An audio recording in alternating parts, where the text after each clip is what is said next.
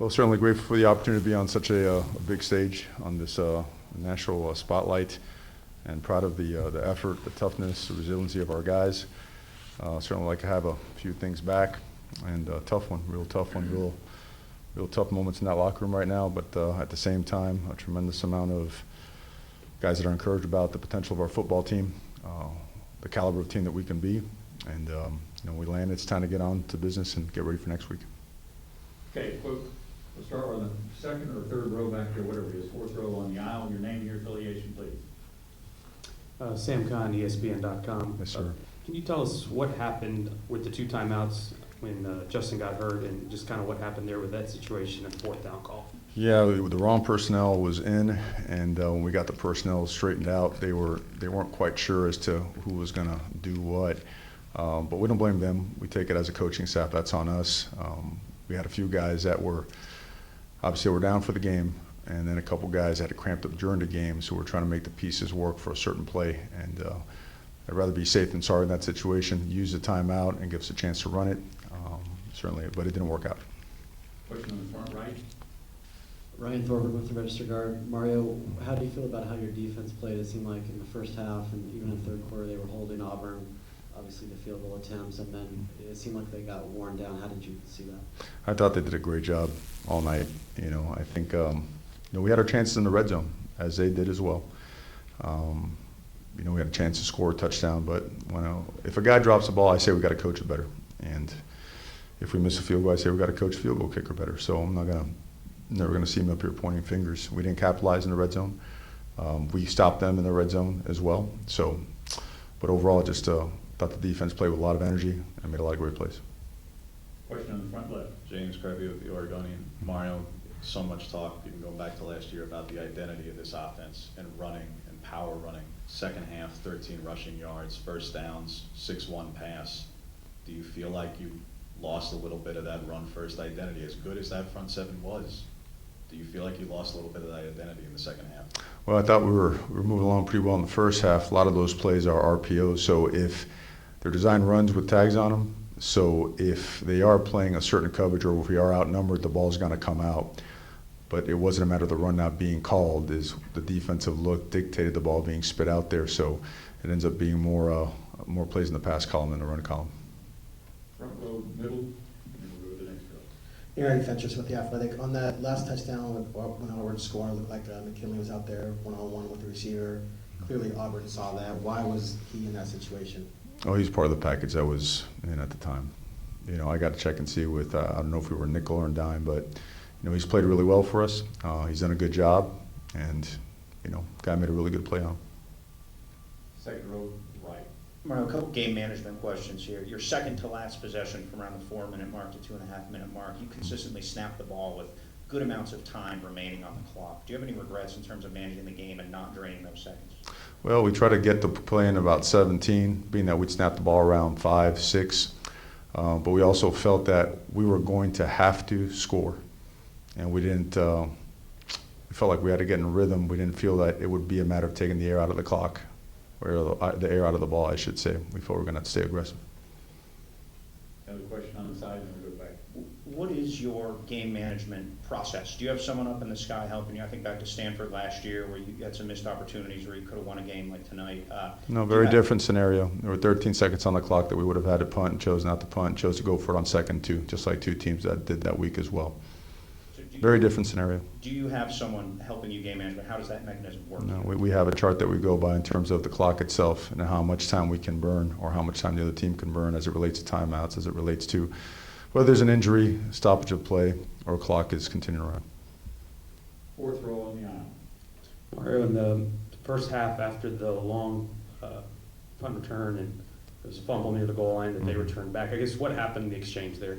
Yeah, miscue right there. The mesh between the quarterback and the running back got too tight. They bumped into each other, and the ball came out. Question on the outside left. You were out without a lot of your wide receivers tonight. I wonder, Jawan, it sounded like he was going to play. What happened there, and how was the impact of Jawan tweaked his muscle, soft tissue injury towards the latter part of the week. So him and him and School, obviously you knew about Schooler and Micah, but Jawan was something that happened late in the week. We thought he was going to be ready to go. He wasn't. And we held Cam McCormick out because he wasn't ready. Got a question in the middle and then move towards the rear. Coach, being thin, you had Johnny Johnson tonight who played well after all he's been through last year to now. Can you kind of talk about his progression? He's done a great job. Johnny's gotten better. He is a hard worker, tremendous work ethic, a lot of pride, and he's a craftsman. He's done a great job just having a great offseason, and it's spilled over to a nice performance tonight. Did you guys have a question over this? Okay, well, my front, then middle. James Cristobal, the Oregonian. Mario, your offensive line and their defensive line was the battle heading into this one. The big three don't get any tackles for loss, don't get any sacks. Yet, as far as big chunk plays passing-wise, just the 47-yarder was early and 2 more 20-yarders. Did you want to take more deep shots? Were they just not there, or did you miss some opportunities there? Yeah, we tried to take some more. You know, we got in 6- and 7-man protection, tried to take some shots that were covered. Justin took off with a couple. Also got sacked on a couple.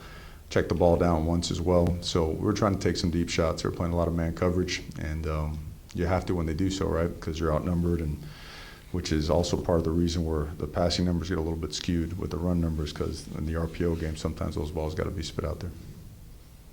Question in the front.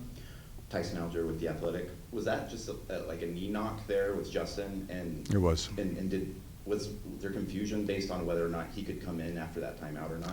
There was for a second, and then we knew he couldn't, but he happened to get back in there, and we had to pull him out. So I was more concerned about the play being executed the right way and having everybody on the same page as it related to the formation and the personnel grouping, as opposed to just the fact that it was Tyler. Tyler knows how to run that play, and he could do a good job with it. Would it have been the same play if Justin was in? Maybe.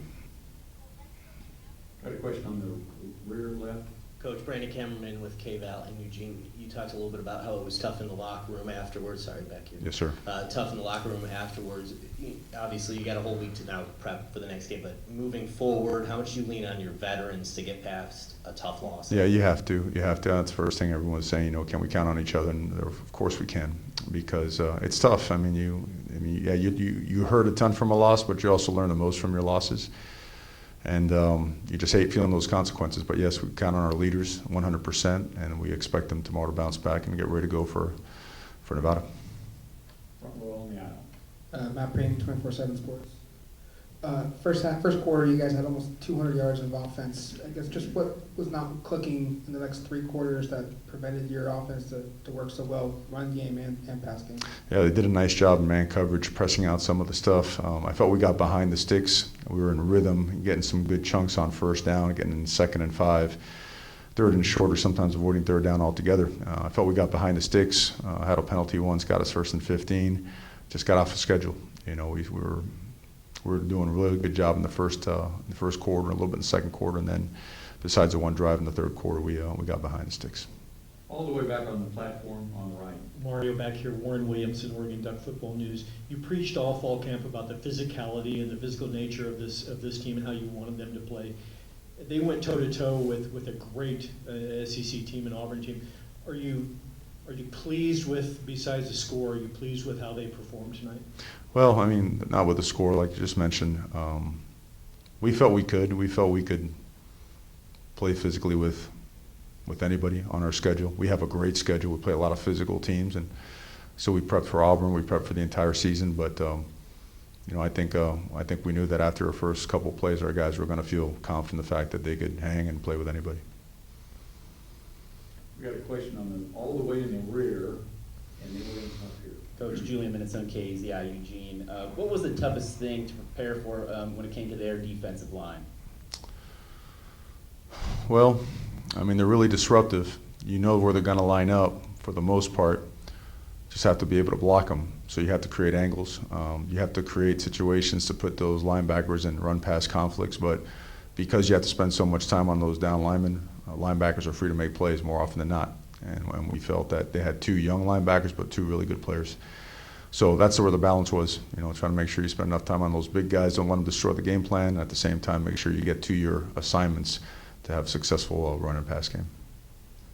Question in the middle front. James Crespy with the Oregonian. Mario, you understood the enormity of this game from a perception standpoint. You can't control what the conversation will now be nationally, but how deflating this can be. You talked about how tough it is in the locker room.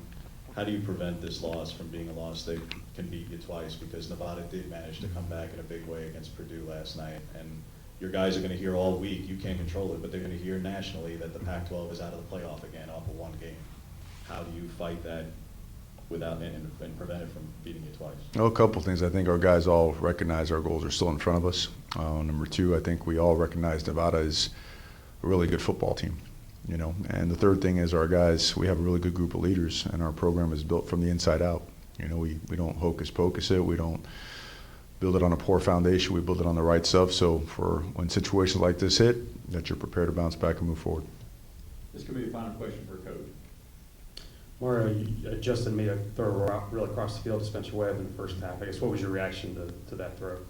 Well, the protection broke down a little bit, and those guys were kind of, you know, stacking each other, you know, in the tight red and then into the end zone.